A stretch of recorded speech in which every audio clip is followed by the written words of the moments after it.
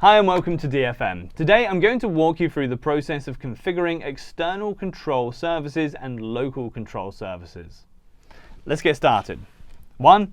Navigate to Process Groups and click on Deploy. 2.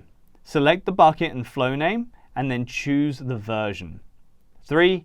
Click Continue and ensure all details are correctly mentioned in the Flow Details section. Once verified, click Continue again. Configuring control services. You'll now see the Control Services section, which includes external control services and local control services. Configuring external control services. External control services are available from the target cluster. You can search for a controller service by its name or state 1, I'm selecting the DBCP connection pool. You can choose any controller service you wish to configure. 2. Next, I am selecting the third option from the list. 3. In the Avro Reader section, you can again search for a controller service by name and state. I'm selecting Avro Reader External Route and clicking Submit. Now you will see that the Avro Reader is enabled while the DBCP connection pool remains disabled. If needed, you can enable it from the Action section.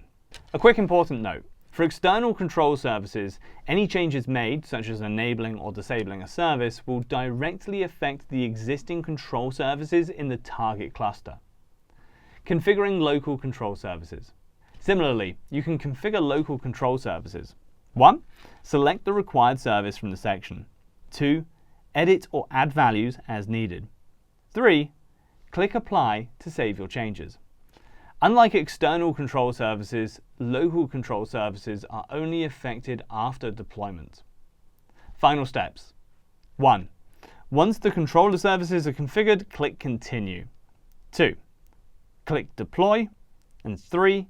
You will then see a confirmation message indicating that the controller services have been successfully deployed. And that's it. You have now successfully configured both external and local control services. Thank you.